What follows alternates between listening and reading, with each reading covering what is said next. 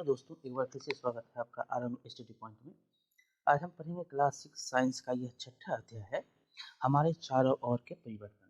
तो चलिए इसके बारे में हम पढ़ते हैं, क्या क्या इसमें महत्वपूर्ण पॉइंट हैं और उसको हम क्या क्या जो हैं इसके बारे में आपको ज़्यादातर जो क्वेश्चन पूछे जाते हैं उसको हम देखेंगे और समझने की कोशिश करेंगे। तो चलिए शुरू करते हैं। कल्पना कीजिए कि यदि आपको अपने चारों ओर किसी भी वस्तु में परिवर्तन करने की कोई जादुई शक्ति अचानक मिल जाए, क्या क्या यह एक बड़े मजे की बात नहीं होगी?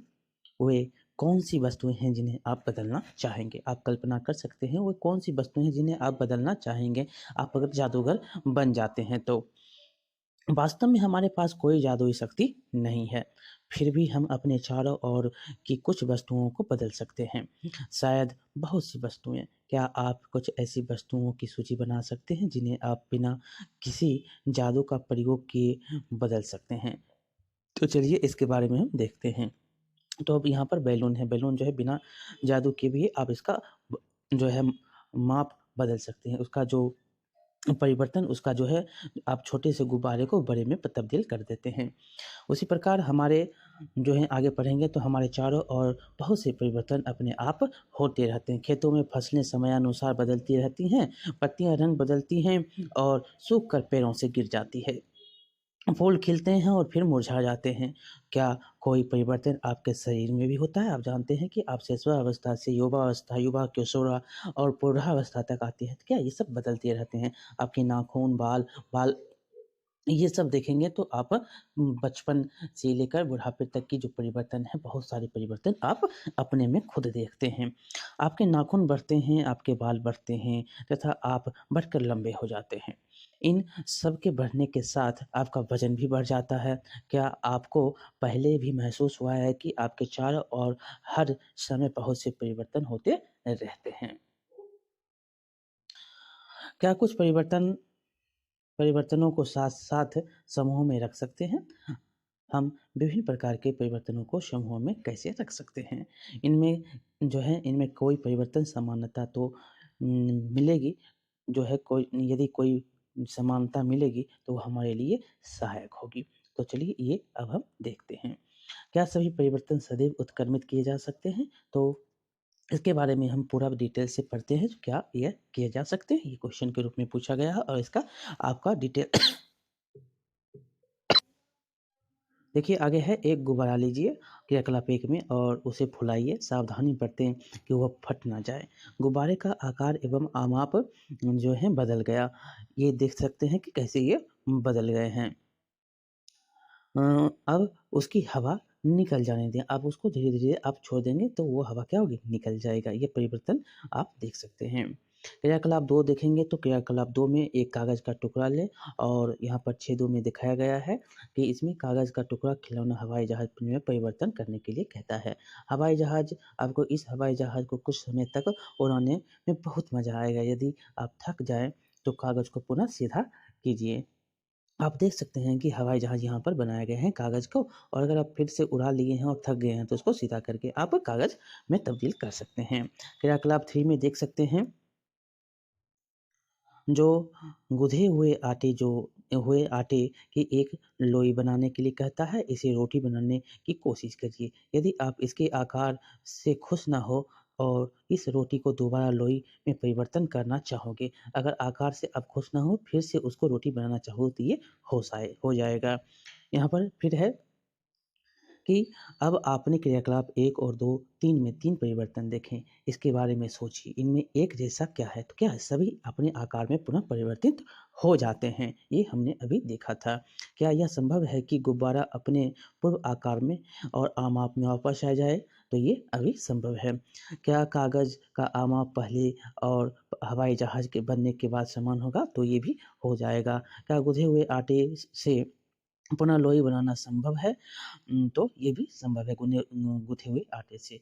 आपने क्या निष्कर्ष निकाला? क्या इन तीनों क्रियाकलापों में यह संभव है कि जिस पदार्थ से यह क्रियाकलाप प्रारंभ किया गया है, उस पदार्थ को वापस पाया जा सकता है? यदि हाँ, तो इसका मतलब है कि जो परिवर्तन इन क्रियाकलापों में हो रहे हैं, उन्हें पुनः पूर्व स्थिति में लाया जा सकता है। अभी आपने देखा, इसको पुनः स्थिति में लाया जा सकता है। आइए इन्हीं क्रियाकलापों के कुछ अलग ढंग से करते हैं।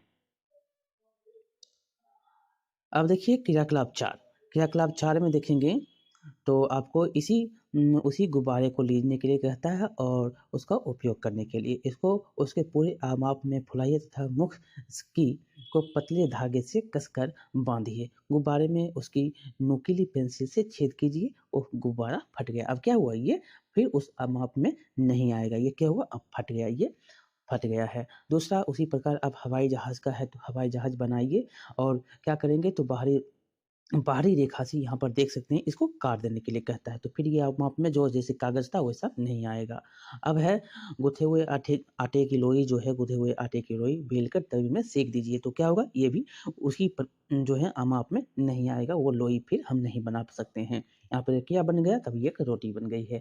यदि आपसे वही तीनों प्रश्न पूछे जाएँ, जिनके उत्तर जो है क्रियाकलाप 3 में दिए थे, ये एक साथ हो सकते हैं, यहाँ पर नहीं होंगे। क्यों 4, 5, 6 में ये परिवर्तन वापस नहीं होगा, जिस प्रकार से ती आपने उस 1, 2, 3 क्रियाकलाप में किया था, वो परिवर्तन इसमें नहीं होगा, ये एक फिक्स हो गया है। अब देखिए आप पेंसिल और रबर का उपयोग करते हैं। इनके बारे में इनका जो है बार-बार उपयोग करने से इनके आकार व माप में परिवर्तन हो जाता है। क्या इस परिवर्तन को उलट सकते हैं? जो आप पेंसिल और रबर का उपयोग करते हैं, तो पेंसिल से लिख देते हैं, रबर से मिटा देते हैं, ये बार-बार आप करते हैं। तो ये परिवर्तन हो सकता है माप में और आकार में। जो आकार और माप में इसमें जो है रबर और पेंसिल का परिवर्तन नहीं होगा, जो लिखेंगे, जो गलती हो गई है मिटा देंगे तो वो उसे सुधार किया जा सकता है। लेकिन रबर और पेंसिल का जो है माप में परिवर्तन जो है पुनः नहीं हो सकता है। ये परिवर्तन हो जाएगा तो पुनः वो वापस नहीं आएगा क्योंकि आप उसको छील चुके हैं। आपने कुम्हार को अपने चाक पर काम करते हुए देखा होगा। वह मिट्टी के ढेर को बर्तनों में बदल देता है। क्या यह परिवर्तन उत्क्रमित किया जा सकता है? तो नहीं, ये परिवर्तन क्या होगा? अगर वो पक गया है तो वो उत्क्रमित नहीं किया जा सकता है। वह अब मिट्टी के बर्तन को भट्टी में सेंकता है। क्या अब इस परिवर्तन को उत्क्रमित किया जा सकता है?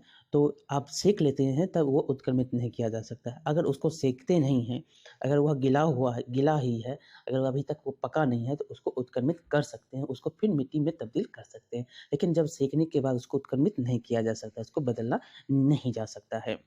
कुछ सामान्य परिवर्तन दिए गए हैं, आपके विचार में यहाँ पर देख सकते हैं परिवर्तनों को उत्क्रमित किया जा सकता है, किन परिवर्तनों को उत्क्रमित किया जा सकता है।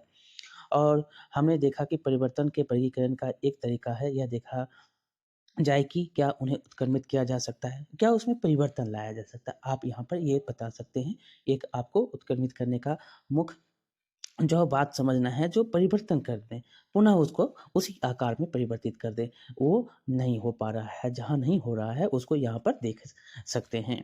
देखिए जैसे कच्चे अंडे से उबला हुआ अंडा, कच्चे अमले से उबला हुआ अंडा को उत्क्रमित किया जा सकता है, तो इसको उत्क्रमित पुनः जो है कच्चा अंडा आप उसको नहीं बना सकते हैं। गाढ़े घोल से इडली को आप बना लेंगे तो ये भी उत्क्रमित नहीं होगा। गीले कपड़े से सूखे कपड़े ये उत्क्रमित हो सकता है।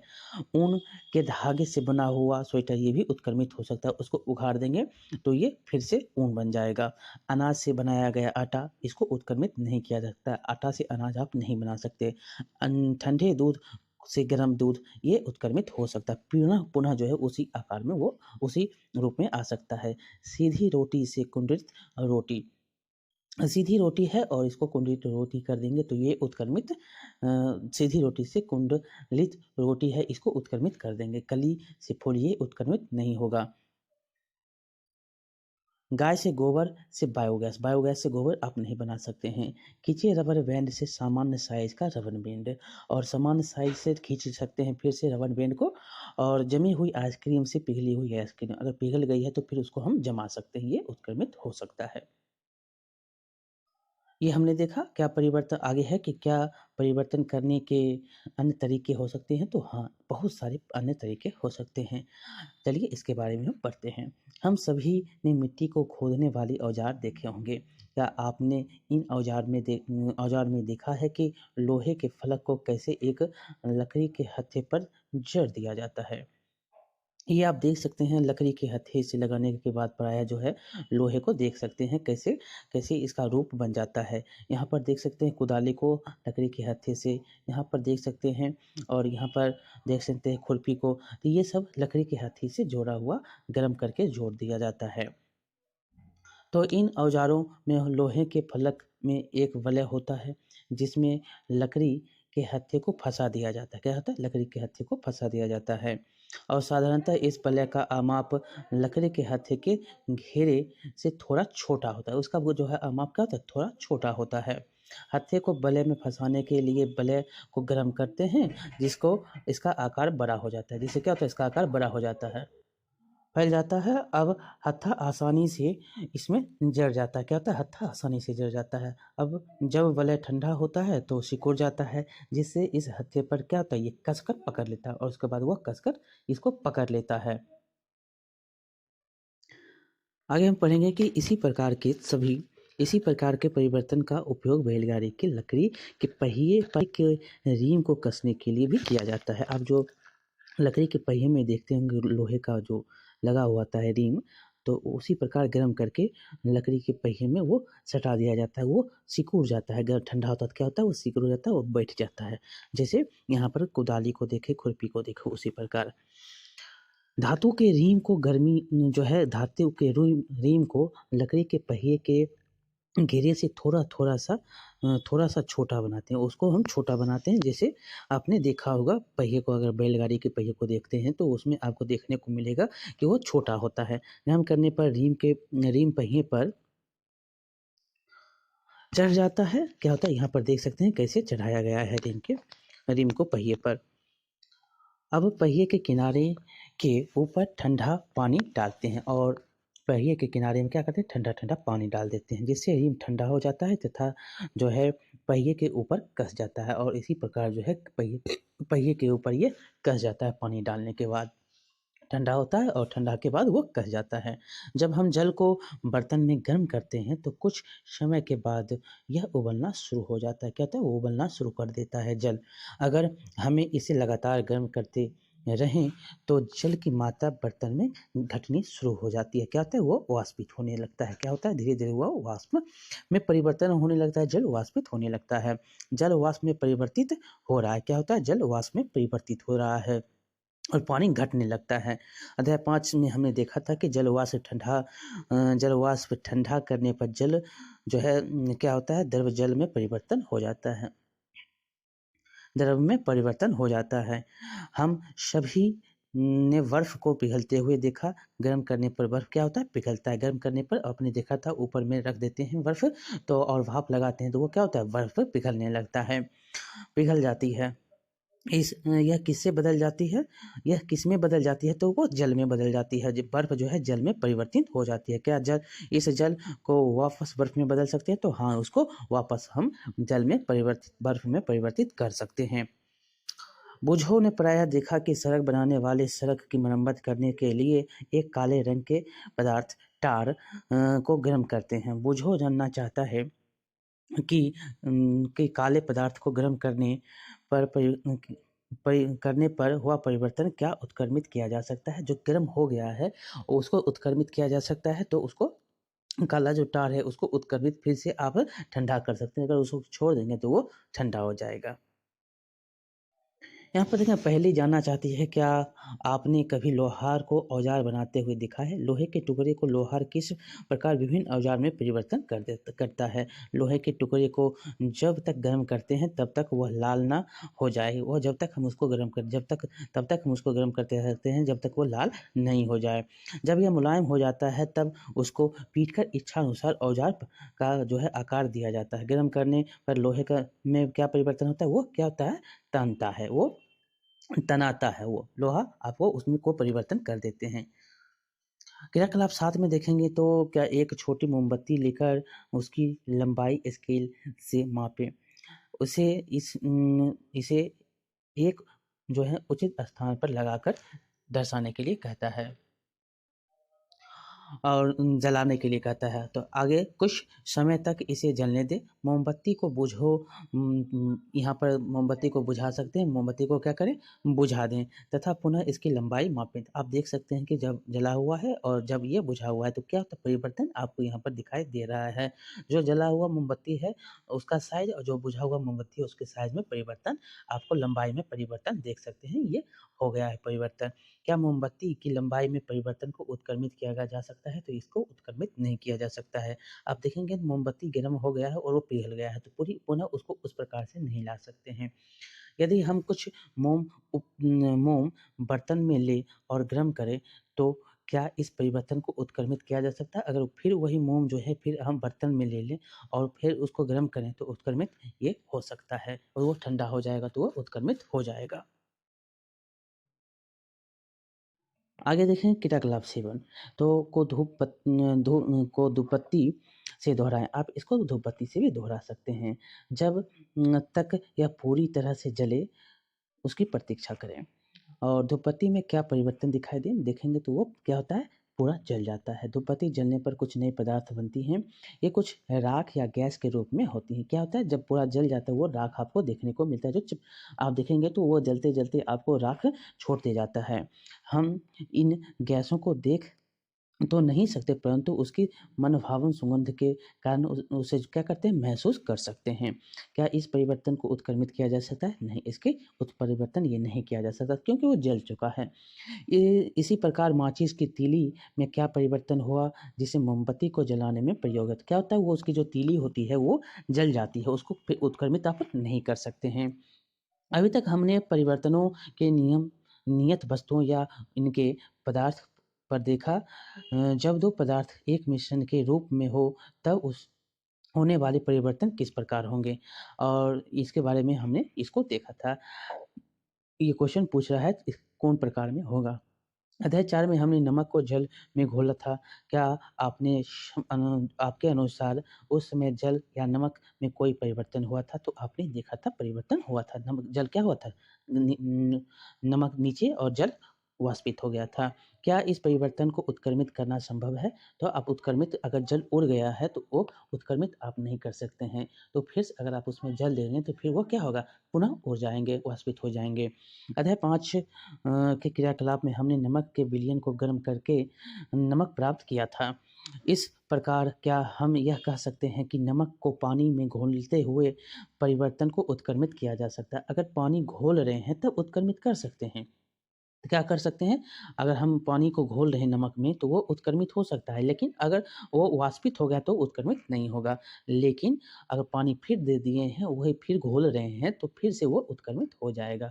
अगर वह नमक फिर बन जाएगा, क्या होगा? वो फिर नमक बन जाएगा। पानी नमक में घुला हुआ है तो पानी नमक उत्क्रमित हो जाएगा, लेकिन पानी उत्क्रमित नहीं होगा। ये याद रखना है आपको क्योंकि आप नमक का यहाँ पर क्योंकि भारी नमक होता है, नमक उत्क्रमित हो जाएगा और पानी नहीं होगा।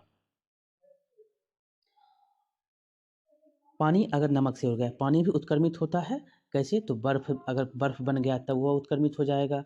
वाष्प बन गया है तब वो उत्क्रमित अगर वो वाष्प आपके पास है तो वो उत्क्रमित हो जाएगा।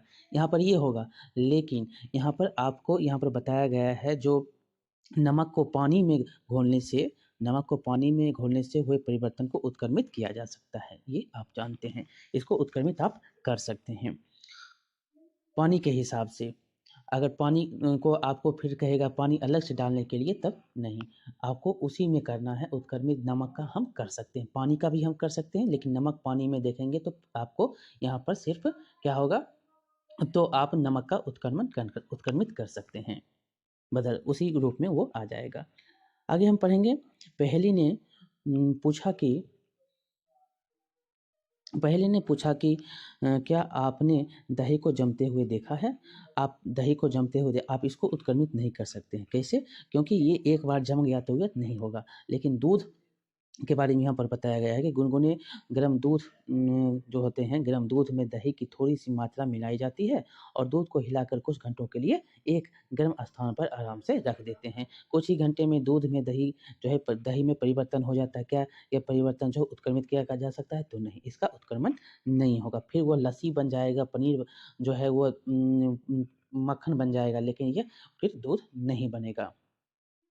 हमने देखा कि पदार्थों को गर्म करने करके या किसी अन्य पदार्थ के साथ मिश्रित करके उनमें कुछ परिवर्तन ला सकते हैं। हमने यह भी देखा कि कुछ परिवर्तन उत्क्रमित किए जा सकते हैं, जबकि कुछ अन्य को उत्क्रमित नहीं किया जा सकता है। हमारे चारों ओर की वस्तुओं को परिवर्तित करने की बहुत सी अन्य विधियाँ भी हो सकती हैं। यह संभव है कि इनमें से कुछ को उत्क्रमित किया जा सके।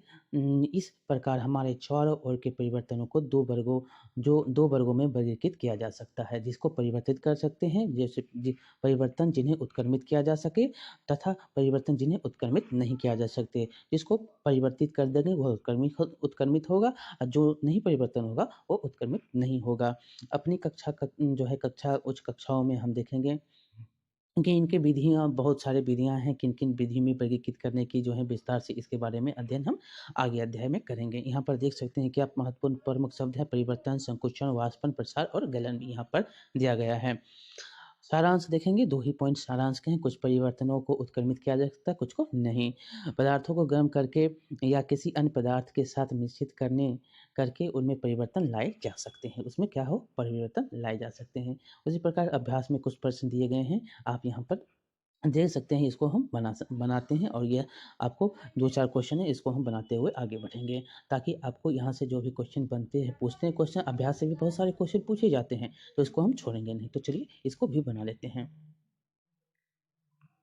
पहला क्वेश्चन है, जब आप जलमग्न इलाके में घूमते हैं, तो अपनी पोशाक को मोड़कर उसकी लंबाई कम कर कम कर लेते हैं।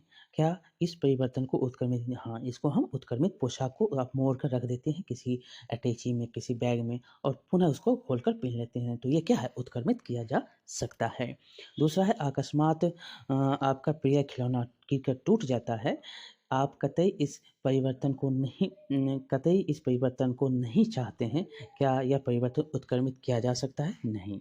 जो टूट गया है खिलौना वो उत्क्रमित नहीं हो सकता है। जैसे प्लास्टिक टूट गई है, तो वह प्लास्टिक या आप मिट्टी के बर्तन को देखेंगे, वो टूट गए हैं, तो वो अगर पका हुआ बर्तन है तो वो नहीं उत्क्रमित होगा।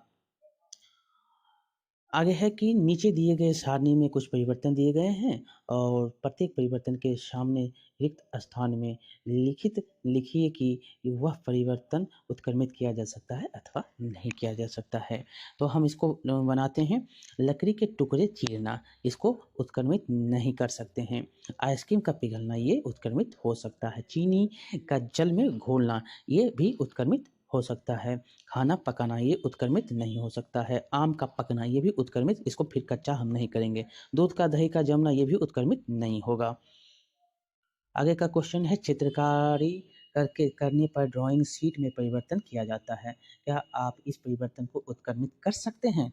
चित्रकारी करके आप अगर किसी चीज़ को उत्क्रमित कर रहे हैं तो इसको आप उत्क्रमित कर सकते हैं। ये क्वेश्चन आपसे पूछा जा रहा है, तो ये नहीं होगा, ये उत्क्रमित नहीं कर सकते हैं। उदाहरण देकर उत्क्रमित किए जाने वाले तथा उत्क्रमित ना किए जाने वाले परिवर्तनों में अंतर स्पष्ट करिए। आप क्वेश्चन 5 को देखेंगे तो आप देख सकते हैं, जो उत्क्रमित किए जा रहे हैं, जो आप देखते हैं क्या उत्क्रमित किए जा रहे हैं और क्या उत्क्रमित नहीं किए जा रहे हैं। तो आप पहले क्वेश्चन में आप समझ सकते हैं, जो उत्क्रमित किए जा रहे हैं क्या, तो नमक उत्क्रमित हो रहा है लेकिन दही उत्क्रमित नहीं हो रहा है। उदाहरण हमने इसके बारे में दिया है। तो जो खाना बना रहे हैं उत्क्रमित नहीं हो रहा है। आइसक्रीम क्या है? उत्क्रमित हो रहा है। अब आगे है 6ठा नंबर क्वेश्चन है कि टूटी हुई हड्डी पर बंधी पट्टी के ऊपर प्लास्टर ऑफ पेरिस पीओपी की एक मोटी परत चढ़ाई जाती है। सूखने पर यह कठोर हो जाती है, जिससे टूटी हड्डी हिलती नहीं है। क्या पीओपी में हुए इस परिवर्तन को उत्क्रमित कर सकते हैं? तो पीओपी में हुए परिवर्तन को उत्क्रमित नहीं किया जा सकता है। अगर उत्क्रमित पानी पड़ जाएगा तब पर भी वह कठोर ही रहेगा, लेकिन वो जो है वो फिर वह हल्का नहीं होगा। सातवां क्वेश्चन है, रात्रि में एक सीमेंट की बोरी जो कि खुले मैदान में रखी हुई थी, वर्षा के पानी के कारण वो क्या हो जाती है, भीग जाती है। अगले तेज धूप निकलती है, अगले दिन तेज धूप निकलती है और सीमेंट में जो परिवर्तन हो गया है वह उसे उत्क्रमित कर सकते हैं। ये भी उत्क्रमित जो है आप देखेंगे तो ये उत्क्रमित नहीं किया जा सकता है। जो वो क्या है, वो पत्थर बन जाएगा, सीमेंट का जो पत्थर धूप पड़ेगा तो और वह सूख जाएगा, तो वह पत्थर बन जाएगा। ये उत्क्रमित नहीं किए जा सकते हैं। इसके बारे में हमने पढ़ा, जो परिवर्तन होते हैं उसके बारे में हमने पढ़ा।